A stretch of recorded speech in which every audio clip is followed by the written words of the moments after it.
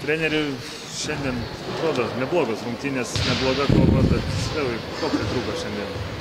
Šiandien trūko pataikymų. Pritrūko savo metimų, kur, manau, savo salėje mes turim pataikyti tokius metimus. Tikrai gynyboje mes kovėmės ir tikrai turėdami tik vieną didelį žmogų, tai džiaugiuosi tom, kad vyrai parodė charakterį kovės, bet tokių metimų, kokių metėm, mes turim pataikyti, tikrai turim įmesti. Kodėl treneri tie metimai nekrenta? Aš kalbėjom apie tą patį po Pasvalio. Praėjo dar savaitę. Jie kaip nekrenta, taip nekrenta.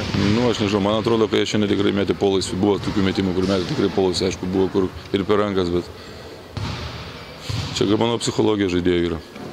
Kokį įspūdį paliko Triumf komanda? Visgi tai pakankamai galinga, pakankamai didelį biudžetą turinti Europos iššūkio taurės turnyro dalyvė. Taip, labai gerą komandą, turinti labai gerus trenerius, aišku, treneriai lietuviai, turinti gerus jaunus žaidėjus, turi ir užsieniečių, tikrai tokių gerųjų, galim sakyti.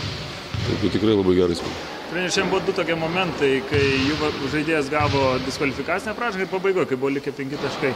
Buvo galima užsikabinti tą terminologiją, tačiau nė karto nepavyko.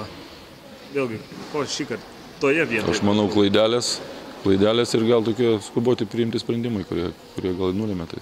Gal galite pasakyti, kada Karolis Petrukonis pagaliau grįš į aikštelę ar bent jau? Aš tikiuosi, kai jis nuo pirmadienio pradės sportuoti, bet čia viską lemia jo pati savijauta, ta koja, aš manau, matysim viską kitą savaitę.